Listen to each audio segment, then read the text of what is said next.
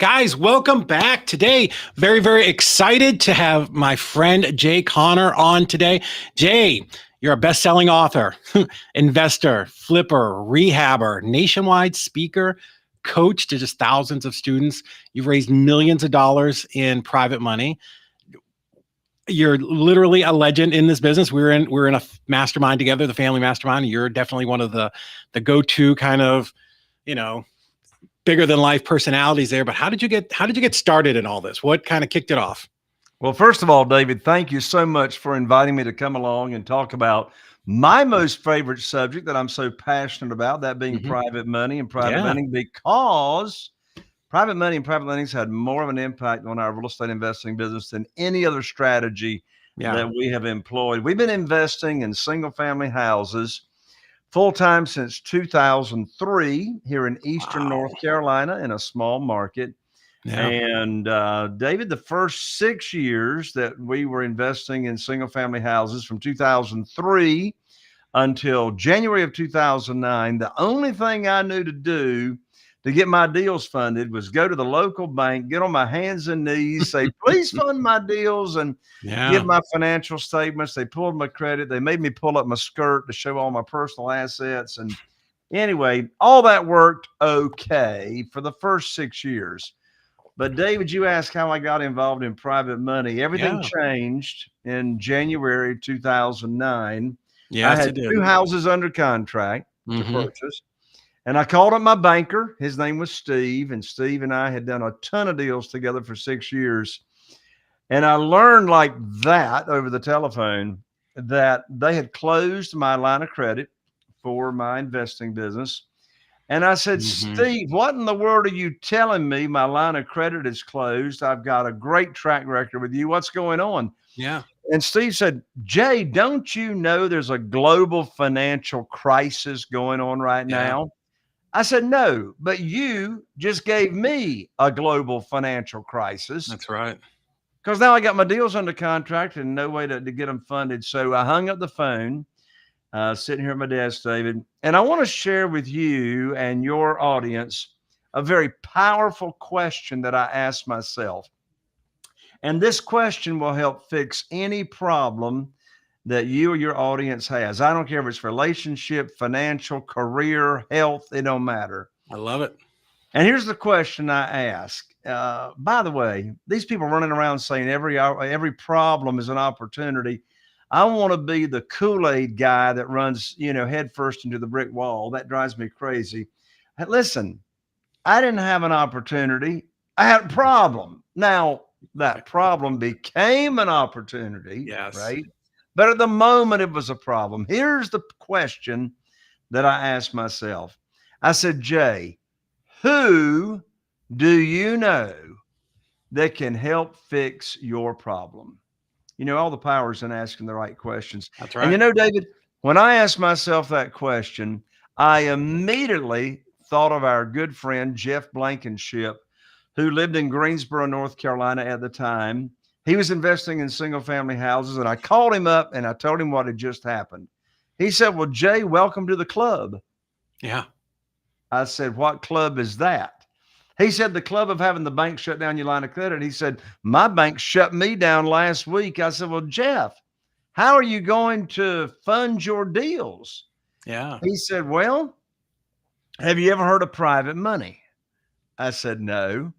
He said, have you ever heard of self-directed IRAs and how people can use retirement funds and lend money to us real estate investors and earn passive income, either tax-free or tax-deferred. I said, Jeff, I don't have a clue what you're talking about. I said, what is private money? He said, well, I don't know either, but there's this guy down in Jacksonville, Florida by the name of Ron LeGrand that can tell us how to get a lot of it. I said, okay. So I went to my very first real estate investing seminar after being really for 6 years yeah to go learn about private money. And I learned about private money. I came back home, David, and I put my program together that I was going to offer potential private lenders. And you know what's interesting, David? Since that time, I've never asked anybody for money. I've never pitched a deal. And people ask me, they say, Jay, well, how do you have all those millions of dollars available to you in private money and you never asked for money and you never pitched a deal? I said, here's the secret. I put on my teacher hat. Yeah, I love it. Teacher hat says private money teacher is what. So you know what's interesting, David, is I got 47 private lenders funding my deals. Not one of my private lenders ever heard of private money or private lending or self-directed IRAs and how they can use your retirement funds until I put on my teacher hat and I went about teaching them what this world is about, how they can earn high rates of return safely and securely. And here's a big part of the secret sauce, David. I did not ever, when I would first talk about private money and private lending and the program and the opportunity I would offer, I never talked about a deal initially. Yeah. That I needed funding, because here's a writer downer. Desperation's got a smell to it. Yeah, that's true. And if you're talking about an opportunity and what private money is, and in the same conversation, talk about a deal that you need funded, you're already sounding desperate without even trying to sound desperate. So I shared the opportunity with people that I go to church with in Business Networking International, Rotary Club. I put on a private lender luncheon. I got a pledge at that one 90-minute luncheon for $969,000. And it was all led by having a outlook of a servant's heart. Yeah. None of these people ever heard of self-directed IRAs. None of them heard of private money until I taught them about it. And then I'm going to share a short little script with you and your audience, and I'm going to turn it back to you. Cool. And so then after I taught them the program, they love it. They tell me how much they got to work with. Here's the exact script, David. Okay. Here's the exact script that I get all my deals funded without ever having to pitch a deal. Now, remember, the important part of this process is teaching the program first, the opportunity first, without having any deals attached to it. And then I know if they've got retirement funds, I know if they've got investment capital, whatever. They tell me how much they got to work with. Maybe I need to introduce them to a self-directed IRA representative. They got funds moved over. And then I tell them, okay, I'm going to give you the good news phone call just as soon as possible, and I'm going to put your money to work. So maybe a week or two goes by, and David, let's say you're one of my new private lenders. Yep. And let's say you've moved over $150,000 from a 401k or wherever, and you've got that sitting in the account and you got it ready to go. Here's the exact script that I call up and would tell you as my new private lender. I call you up, you answer, we have a little chit chat, and then here's the script. I say, David, I've got great news for you. I can now put your money to work. I've got a house under contract in Newport with an after repaired value of $200,000. Now, the funding required for the deal matches up to what you have ready to go, $150,000. And closing is going to be next Tuesday. So I'll need for you to have your funds wired to my real estate attorney's trust account by next Monday. I'm going to have my attorney email you the wiring instructions. That's the end of the conversation. So don't overcomplicate it.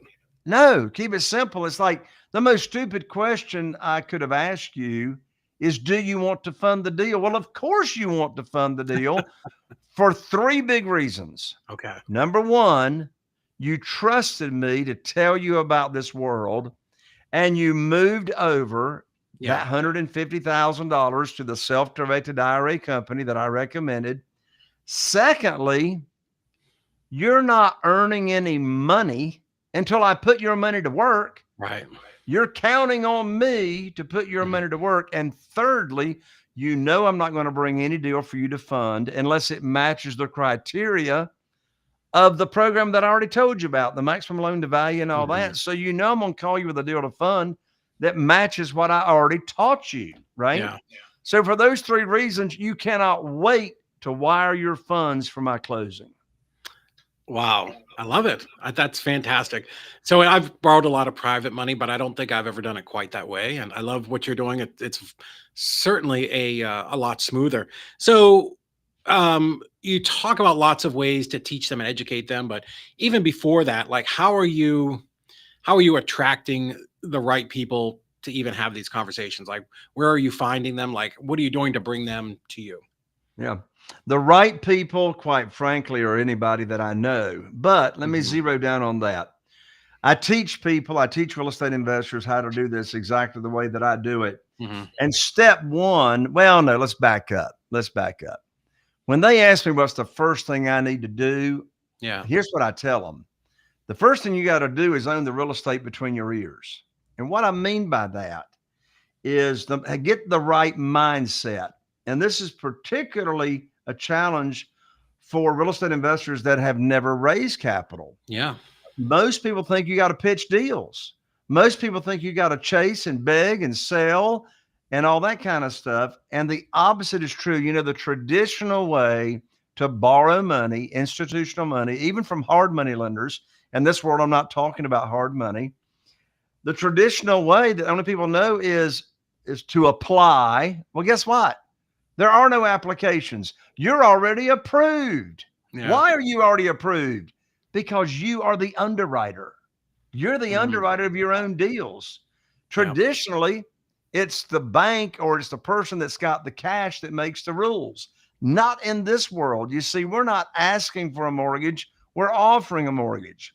So step one to get straight is the mindset. And you know what I learned over the years, David, is our private lenders appreciate us so much because they're earning so much more money than they would be, say, at the local CD and the bank. And they don't have to worry about the volatility of the stock market. When they invest with us, it's a debt. They know exactly what their rate of return is going to be, which, by the way, I've been paying 8 to 10% ever since 2009 with no origination fees, no extension fees, and they never want their money back anyway. Back to your question. Where do I find these people? Well, when I teach other real estate investors to make their list of potential private lenders that are in their cell phone, they're in their cell phone, make your list first of who's retired. Who's retired? Yeah. Because if you start with retired people, there's a good chance they have retirement funds. But where do I find these people? I'll tell you a short story.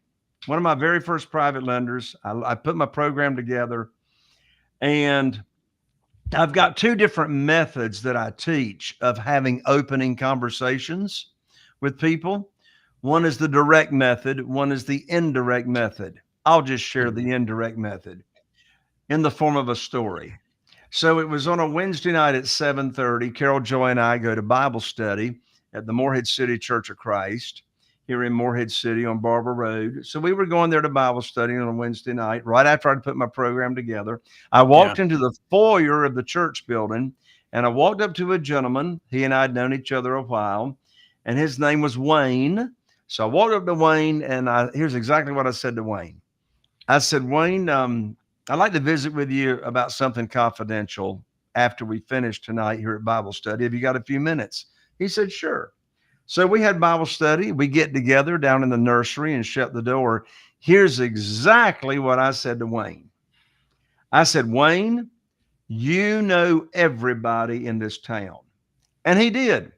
He was the Zenith television dealer decades ago in Morehead City, North Carolina. Now look, if you're listening to this show and you don't know who or what the Zenith television dealer was, that means you're too young to remember life before Walmart came to town. That's right.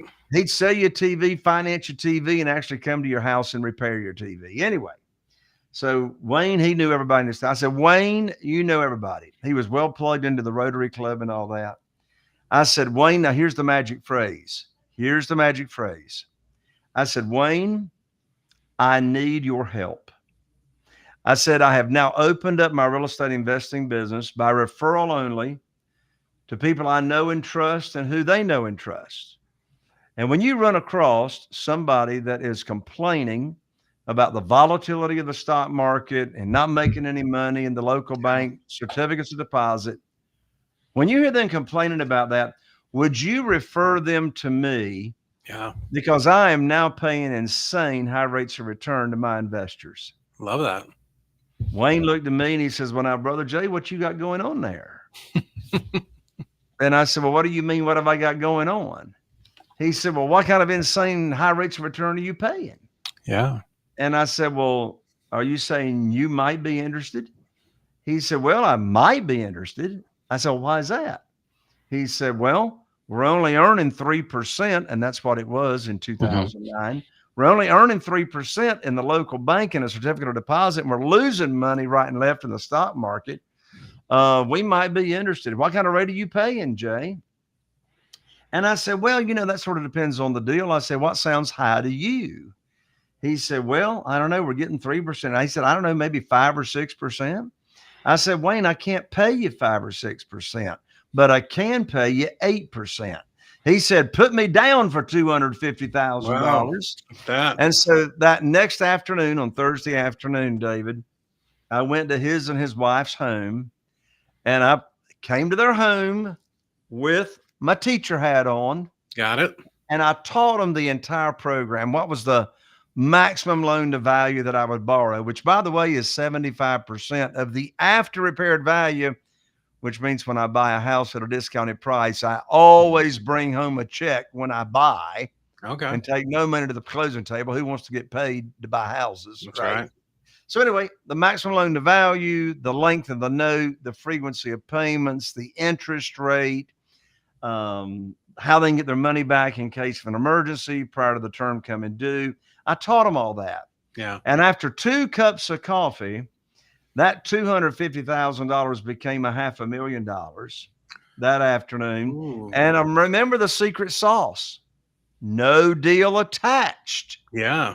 To that initial conversation. And I promised them I'd put their money to work for them just as soon as possible. And they became, unfortunately, both of them have passed away now, but they became not only phenomenal private lenders, and they'd never heard of private money.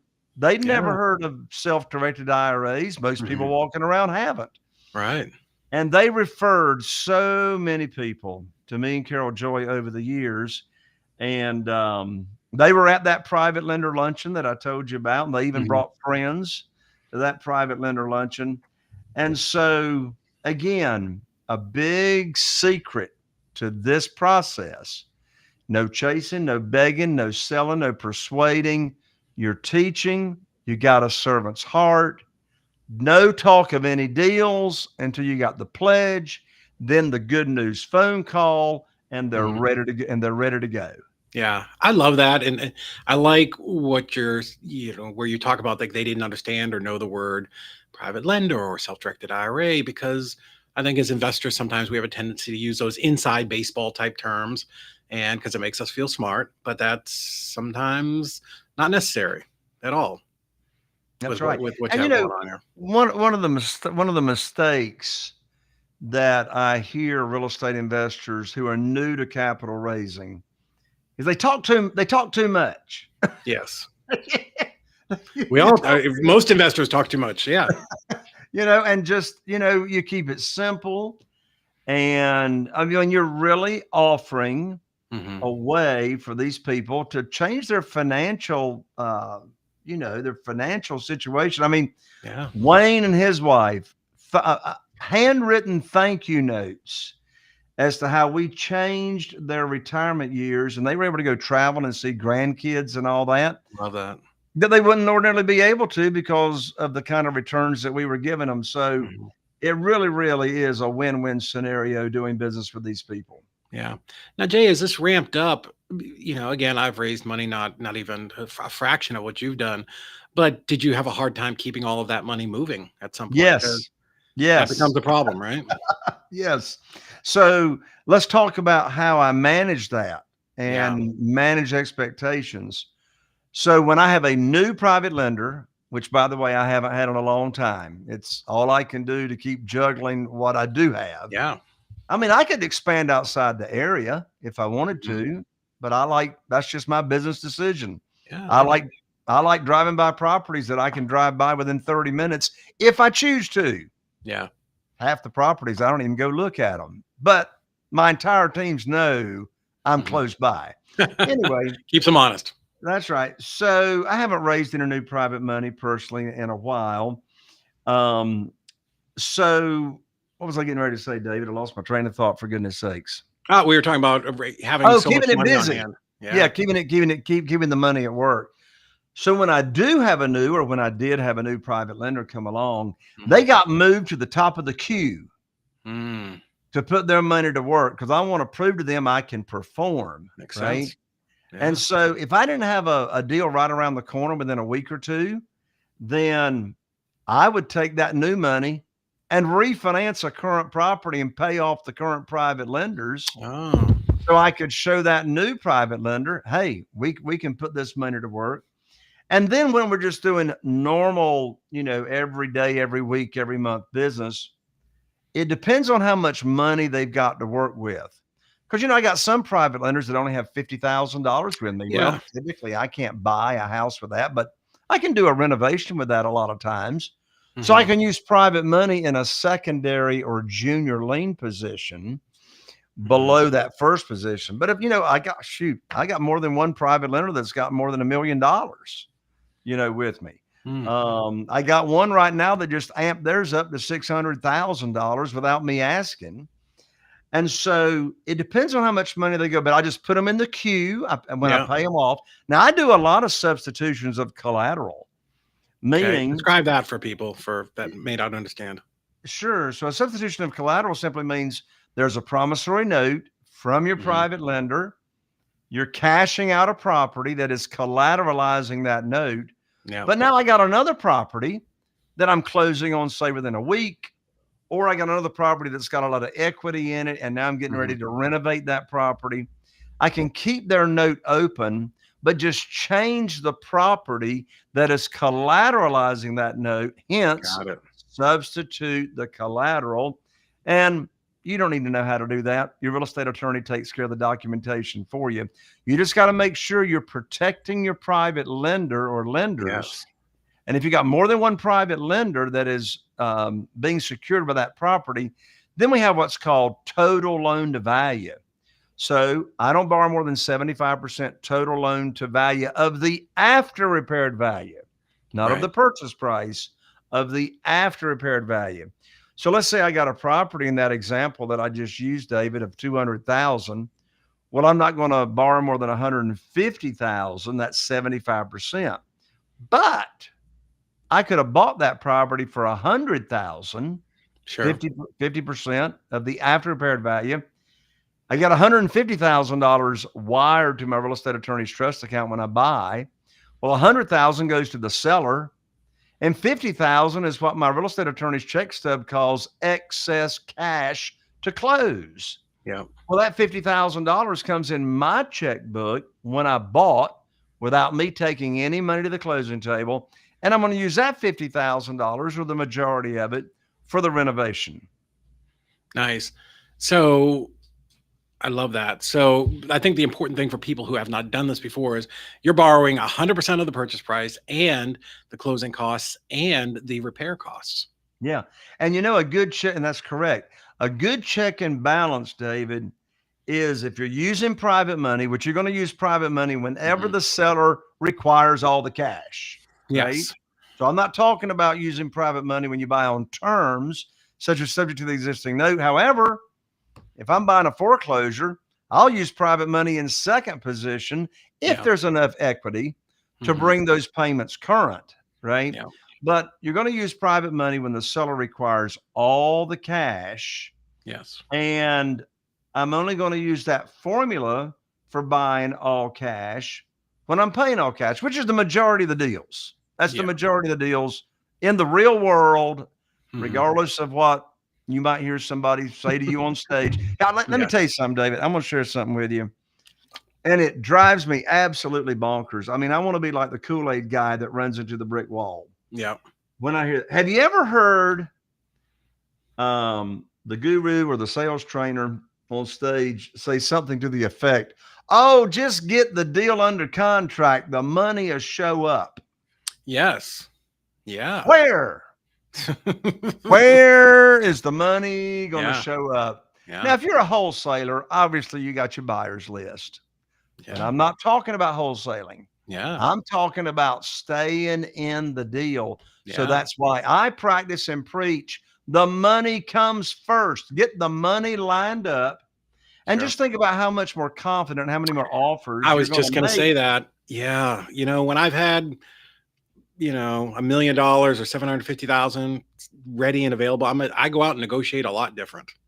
You know, Absolutely. there's a lot more confidence and backbone in me making that offer, knowing I legitimately can close in 3 days.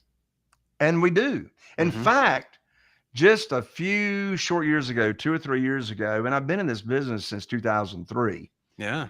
but it never occurred to me. Sometimes I'm a slow learner. But it never occurred to me to start using this strategy that I'm going to share Hmm. to get more offers accepted. And here's the way it works. So we know time kills deals.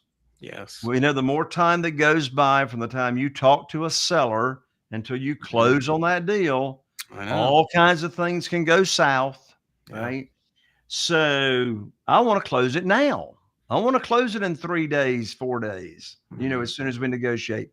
So what we now do, and most of these properties are occupied, Right. and so they can't move out in 3 days or 4 days.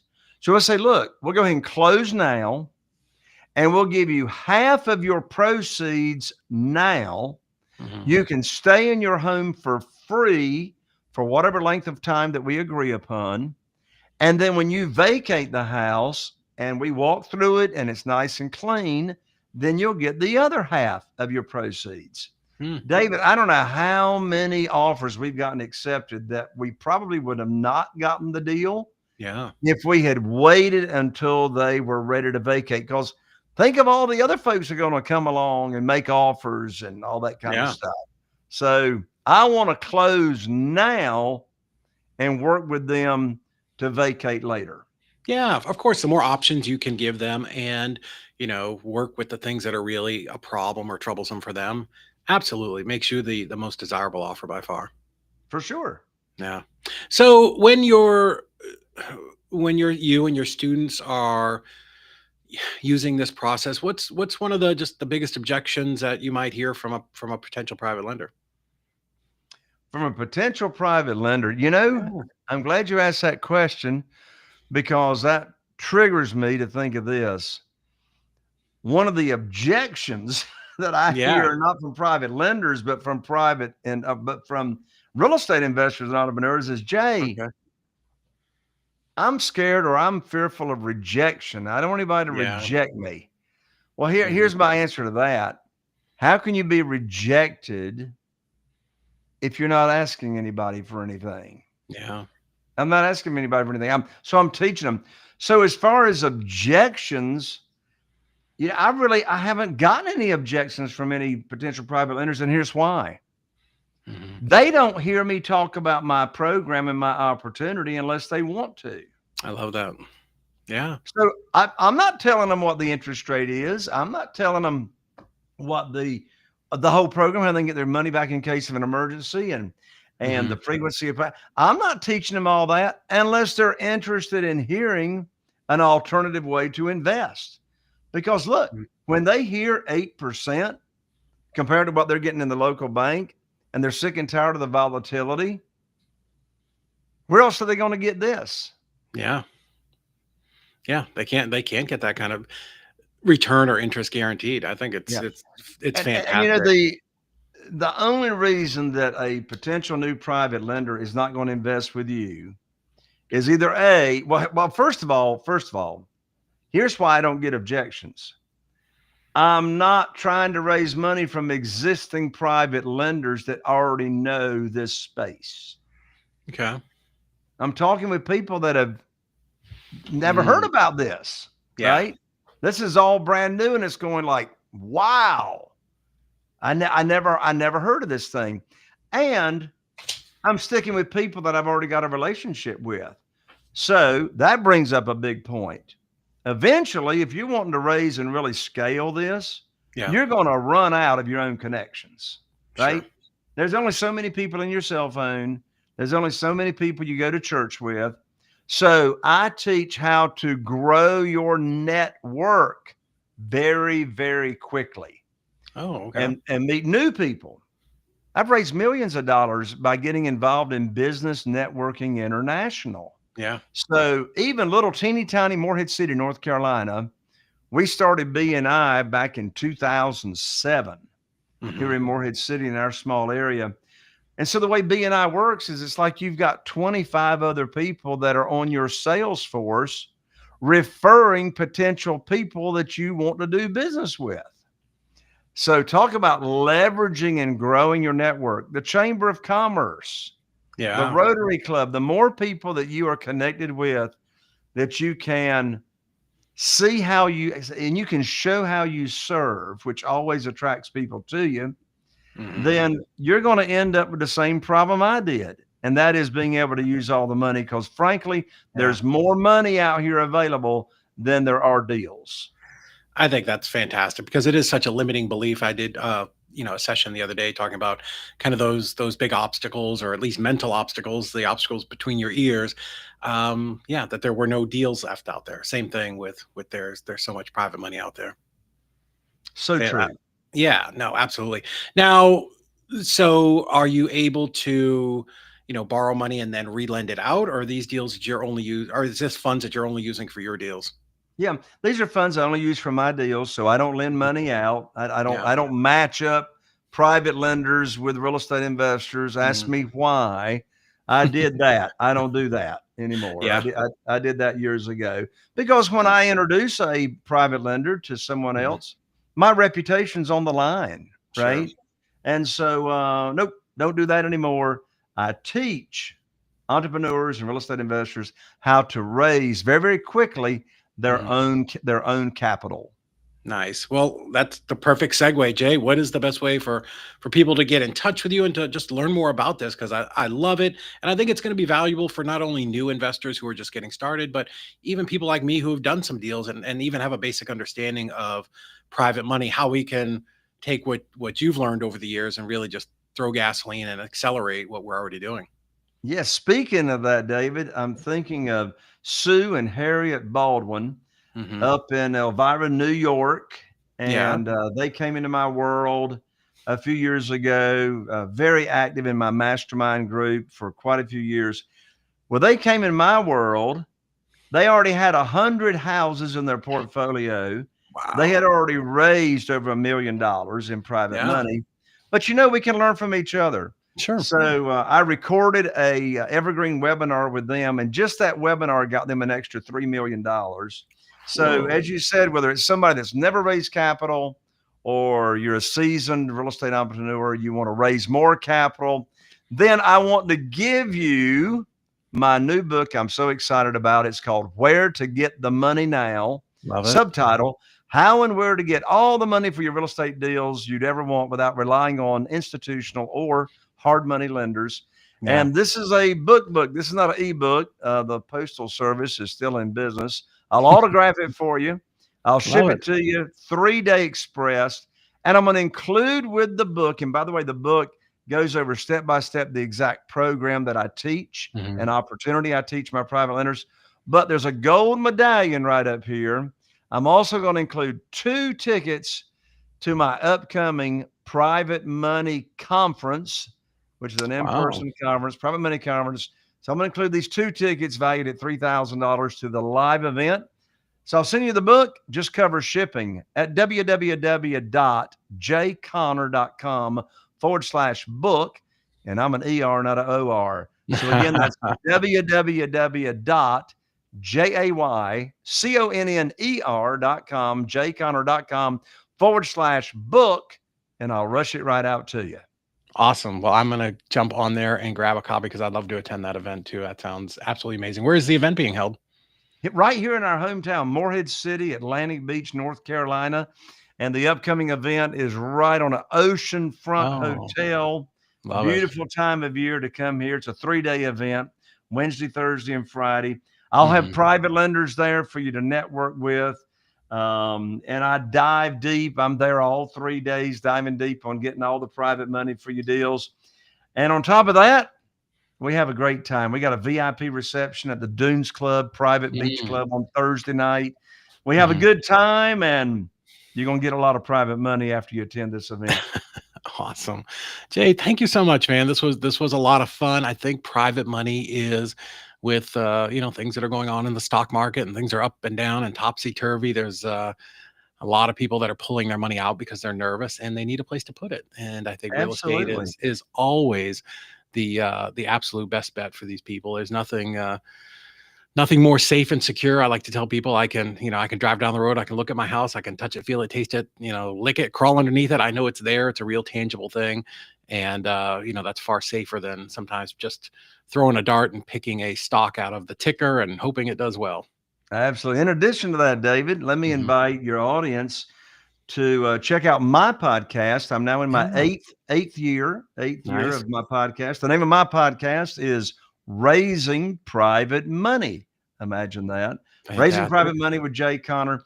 And I have 2 shows a week, and I'm Wow. always interviewing other real estate investors, interviewing them as to how they have Hmm. gone about raising private money. Love that. And so, yeah, any podcast platform that you like listening to your podcast, come join the party. Raising Private Mhm. Money with Jay Conner. Awesome. Make sure that we put that down there in the notes. And for those of you who get this when we email it out, I'll be sure to put the link there, plus the link to get Jay's book. Jay, thank you so much, my friend. I've been looking forward to this. I told you before we jumped on. It's been on my schedule for a while, so I'm glad we finally got to do it. Thank you, David, for having me so much. God bless you.